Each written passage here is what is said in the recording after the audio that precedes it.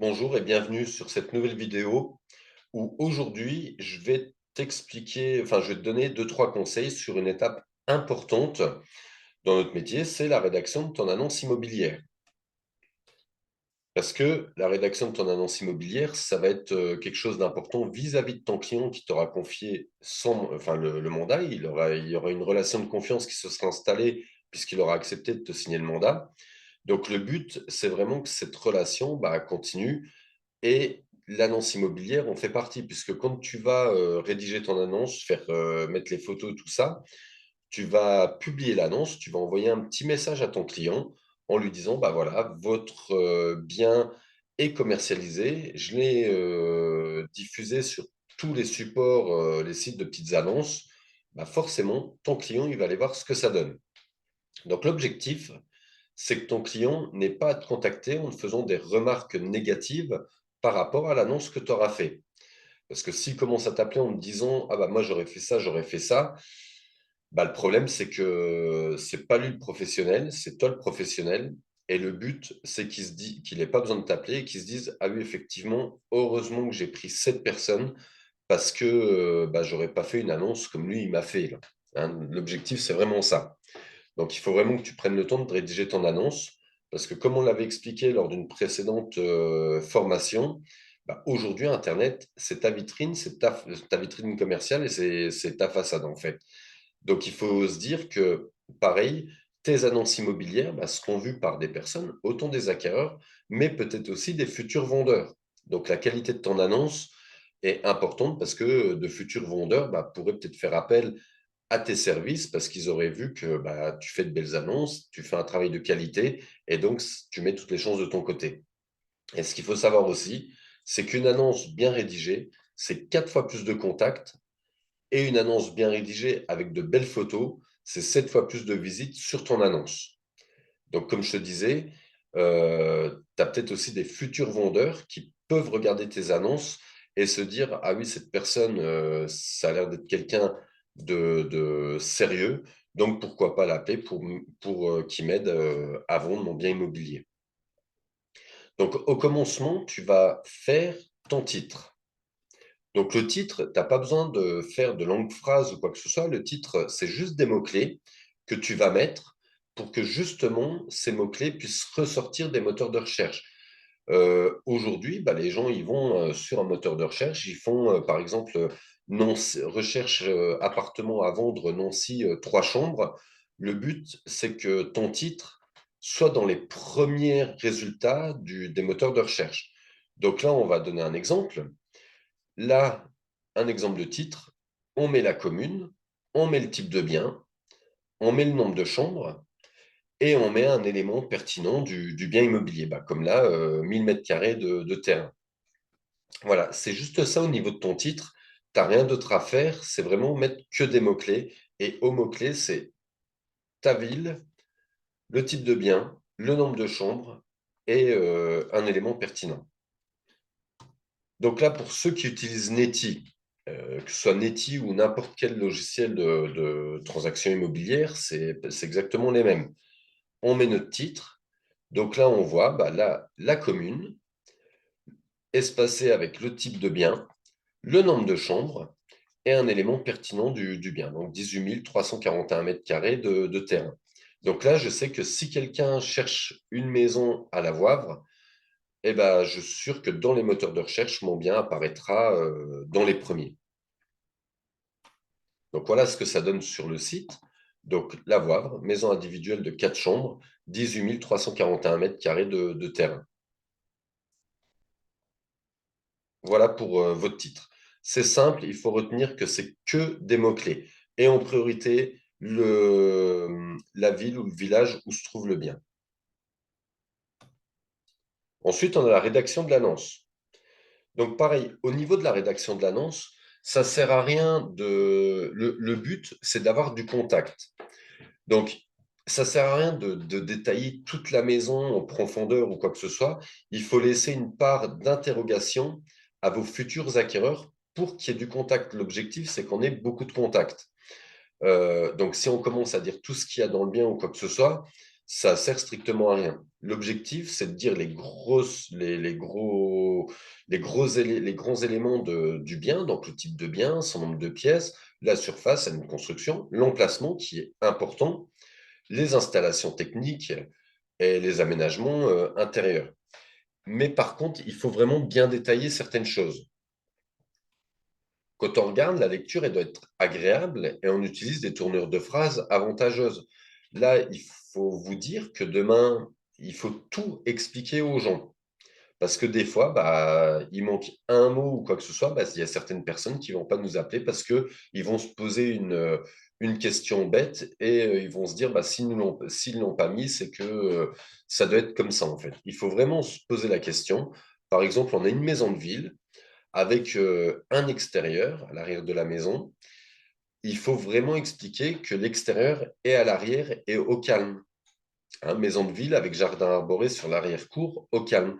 Parce que peut-être que dans la tête de certaines personnes, eh ben, si on leur met juste maison de ville avec extérieur, eh ben, si on ne leur précise pas que l'extérieur est à l'arrière, au calme, il y a certaines personnes qui vont se dire, ah bah, comme ils ne nous l'ont pas dit, peut-être que l'extérieur, bah, il y a du vis-à-vis, il y a plein de monde qui nous voit, ou c'est devant une route passante, ou des choses comme ça. Il faut expliquer les points positifs de votre bien.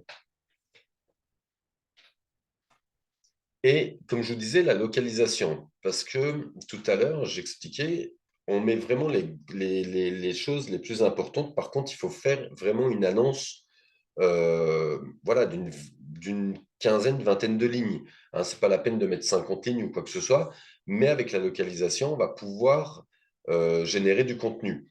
Donc, on décrit le quartier, on décrit ce que l'on trouve à proximité, s'il y a des transports en commun, les activités. Et pareil, si demain on vend un appartement ou une maison avec 3 ou 4 chambres, eh ben, on peut se dire, ça va être quand même une famille qui va s'intéresser à notre bien. Donc, une famille avec des enfants, bah, faut penser aux écoles, aux collèges, aux lycées qui sont à proximité. Donc, vraiment bien détailler la localisation, sans donner l'adresse précise, mais vraiment dire à peu près à côté de quoi se trouve votre bien, et ce qui nous permet aussi de mettre du contenu dans notre annonce immobilière. Donc voilà, hein, on décrit l'environnement qui permet aux potentiels acheteurs de se projeter et de se renseigner en amont sur la vie qu'ils pourraient y mener. Hein. Donc on indique un maximum d'informations au niveau de la localisation. Ensuite, les photos.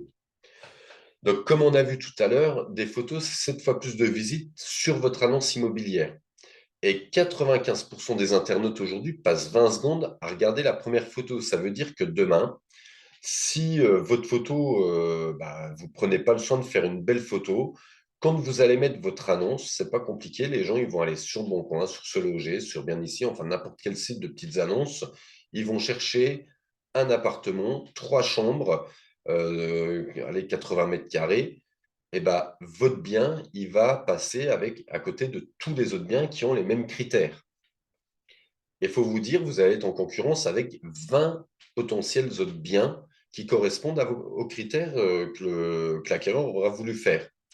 Le problème, c'est qu'il ne va pas sélectionner les 20 biens. Il va regarder déjà les premières photos. Et toutes les plus belles photos seront sélectionnées de toute manière. Et peut-être que votre bien correspond à 100% de ses recherches, mais peut-être comme votre photo n'était pas pertinente ou pas belle, eh ben, la personne ne va pas s'arrêter dessus. On a 2 secondes pour capter l'attention du futur acheteur. Et les internautes, de toute manière, ils gardent en priorité le visuel avant de s'intéresser au reste. Donc, ils vont passer 60% de leur temps à regarder les photos et après, ils vont regarder un peu les autres éléments de l'annonce. Donc, sans une photo qui attire l'œil, la bataille elle est perdue d'avance. Au lieu d'avoir 100 personnes qui vous contactent, vous allez en avoir 30. Et dans notre métier aujourd'hui, avoir du contact, c'est essentiel parce que même si ça correspond peut-être pas à 100% à ce qu'ils recherchent, mais il faut se dire que des fois, il y a des gens qui recherchent des biens immobiliers, qui ont des biens à vendre. Donc le but, c'est vraiment d'avoir du contact. Et même si ça ne correspond pas à 100%, que la personne vous appelle, eh ben, c'est un acquéreur en plus que vous avez en portefeuille, dans votre portefeuille acquéreur. Donc il faut rien négliger. Il faut vraiment tout faire pour se dire: «Est-ce que j'ai bien fait?» pour, réussir à avoir du contact. Là, je vais vous donner des exemples de photos que j'ai trouvées, bah, sur internet dans une annonce, enfin dans une annonce immobilière d'une maison qui est en vente. Quand on voit cette maison, Bah, on voit l'agent immobilier, je sais pas ce qu'il a fait, mais enfin, déjà, quand on voit ça, c'est pas normal. Un professionnel de l'immobilier qui met une photo comme ça, soit il change de métier, enfin, ou alors il travaille gratuitement, parce que là, c'est juste pas possible. À la base, on est là pour conseiller notre client. Moi, je vois ça chez le client, ok, je vais faire le mandat, il n'y a pas de souci. Par contre, je vois que c'est le cirque chez lui. Bah, je vois que son canapé, il est comme ça, que là, il y a son chien qui est ici. Enfin, au bout d'un moment, on dit au client: «Monsieur, écoutez, aujourd'hui, c'est pas possible de faire des photos enfin, avec une maison comme ça. Le but, c'est qu'on ait des gens qui nous contactent. Si aujourd'hui, je peux prendre les photos, il y a pas de souci, je mets votre annonce. Par contre, on risque de pas avoir de contact et on risque de griller votre bien». Donc moi, ce que je fais, c'est que, bah, je lui dis: «Écoutez, je reprends rendez-vous avec vous, vous enlevez un peu tout ce qui est enfin, tout le cirque, chez vous, vous rangez un peu pour que je vienne refaire de belles photos». Le client, enfin, il vous confie la vente, on est là pour le conseiller dès le départ et dès le départ, c'est la prise de mandat avec les photos qu'on va faire. Là, le conseil, il est pas voilà, enfin, on l'a pas conseillé, on a pris les photos, on se fiche. Le but, c'est de rentrer, à l'agence ou au bureau pour mettre l'annonce immobilière et le reste, on s'en fout. Donc là, c'était l'intérieur. Là, on voit l'extérieur. Donc on ne sait pas ce que l'agent immobilier a voulu prendre. On voit que les volets sont fermés et on voit les 2 chiens qui sont en train de se promener. Alors, c'est pareil, on met des animaux sur l'annonce immobilière. Il faut se dire que tous les détails comptent. Aujourd'hui, bah, on voit 2 chiens. Bah, il y a peut-être des gens qui ont peur des animaux, ils vont pas venir à cause de ça, en fait. Parce que, bah, il y a des chiens, enfin, ils vont peut-être pas se déplacer rien qu'à cause de ça. Donc ça veut dire qu'il y a 2 chiens dans la maison, bah, c'est la vie, c'est comme ça. Le propriétaire a ses chiens, il y a aucun souci. Par contre, on demande au propriétaire: «Bah, monsieur, vous pouvez, prendre vos chiens pour que je puisse réaliser les photos et s'il vous plaît, vous pouvez ouvrir les volets pour que je puisse faire une belle photo avec des volets, ouverts». Là, quand on voit ça, bah, il y a rien. On prend les photos, les chiens sont sur la photo, on se dit: «Bah, je prends les photos, je rentre chez moi». Donc il faut vraiment pas oublier qu'on est là pour conseiller le client et le premier conseil, c'est de lui expliquer les choses parce que si lui, demain, il veut mettre sa maison en vente de particulier à particulier, qu'il met des photos comme ça, bah, c'est son problème. Par contre, là, c'est vous qui êtes professionnel, vous venez prendre des photos, on voit ça, c'est pas normal.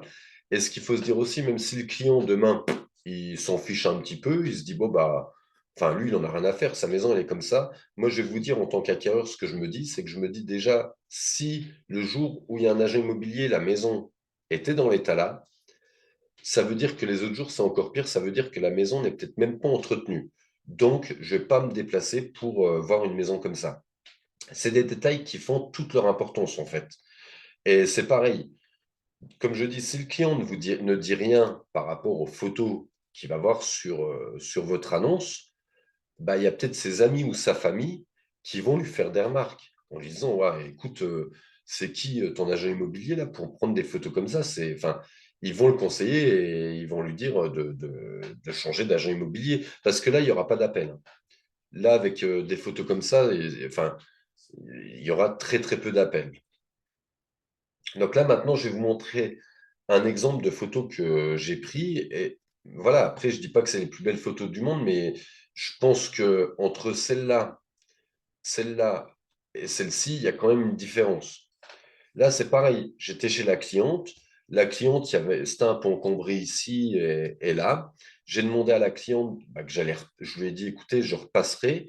Je lui ai donné les conseils qu'il fallait pour que je puisse venir faire de belles photos. Parce que l'objectif, c'est pareil, c'est pas de venir et de perdre 4 heures à faire des photos ou quoi que ce soit, c'est de venir et que le client ait mis la maison ou le bien immobilier dans l'état que vous avez voulu pour réaliser de belles photos. Donc là, je pense que la photo, elle est quand même propre par rapport à l'autre photo et que ça donne quand même envie aux futurs acquéreurs d'aller voir un peu plus le type de bien, ce que c'est. Et là, une autre photo où c'est pareil. Là, c'était une maison de village avec, des petites fenêtres, des choses comme ça, donc il faisait vraiment sombre le jour où j'ai été prendre le mandat. Il faisait pas beau. J'ai dit au client que j'allais revenir, un jour où il y aurait beaucoup de soleil pour vraiment avoir un maximum de lumière, un maximum de lumière. Par contre, bah, il y avait du soleil, mais il y avait la maison, il y avait peu de lumière. Donc j'ai demandé aux clients d'allumer toutes les lumières et ils ont allumé les lumières et on voit, bah, la photo, elle est quand même, propre et voilà, même en ayant toutes les lumières allumées, il vaut mieux allumer les lumières plutôt qu'avoir une image, une photo, sombre et là, ça donne un rendu de volume par rapport à l'éclaircissement de la pièce, en fait. Donc voilà, voilà pour les photos. Donc pareil pour les photos, prenez votre temps pour prendre les photos et c'est pareil, quand le client a mis la maison le bien dans l'état que vous avez souhaité, prenez un maximum de photos, 20-25 photos, mais il faut que vous en ayez beaucoup parce que je vous expliquerai après pourquoi. Donc là, maintenant, je vais vous montrer un exemple d'annonce immobilière. Donc là, c'est une maison, qui était sur Saint-Dié. Donc on voit la maison, il y a une vingtaine de lignes. Donc on explique.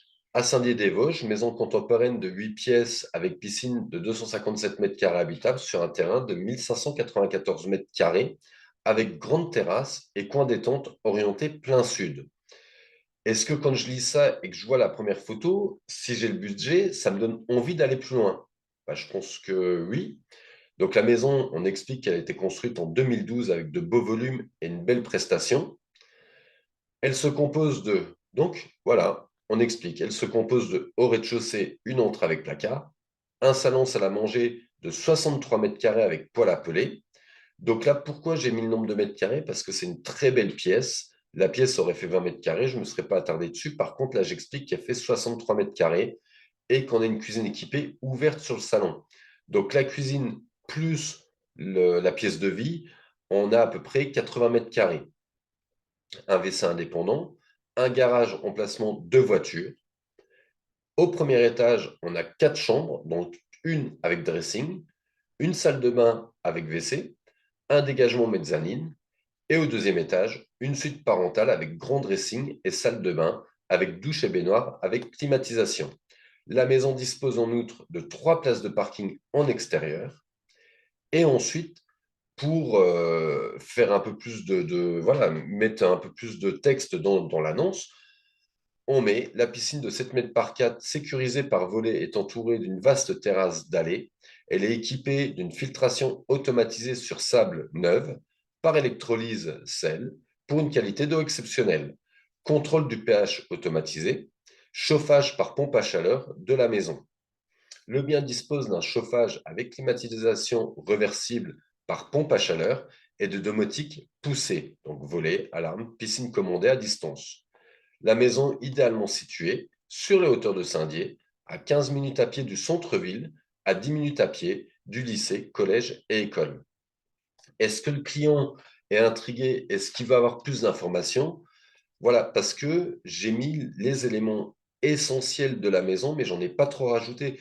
Je préfère que les gens m'appellent pour avoir des informations et comme je vous disais tout à l'heure, je préfère avoir du contact. Même si ça correspond, même s'ils m'appellent et qu'on se dit: «Ouais, on a 50 personnes qui m'ont appelé, ça sert à rien» ou quoi que ce soit, moi je préfère avoir 50 personnes qui m'appellent parce que non, un contact, ça sert jamais à rien.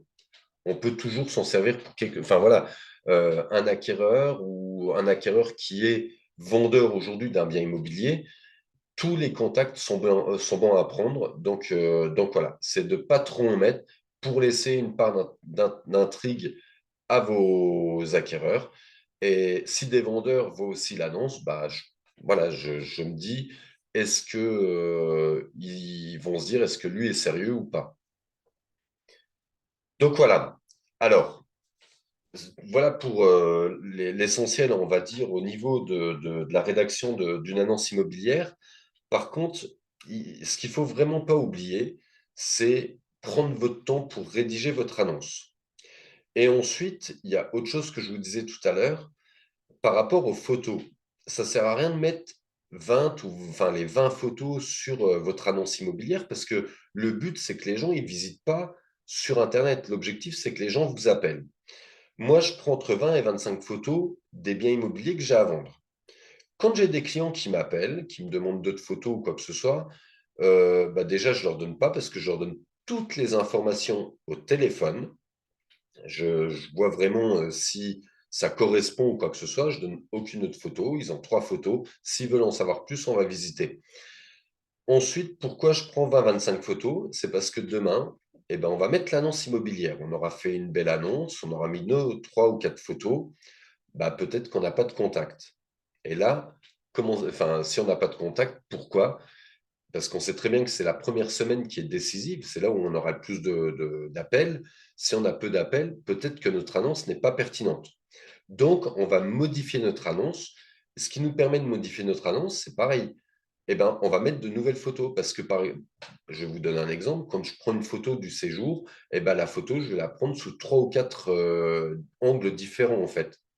Donc, je vais changer toutes mes photos avec une nouvelle annonce pour remettre une nouvelle annonce et voir si mon annonce est plus pertinente qu'avant ou pas. Si j'ai pas de contact, bah là, on sait très bien ce qu'il faut faire. Il faut qu'on appelle le client pour faire le point avec lui et peut-être ajuster le prix ou des choses comme ça.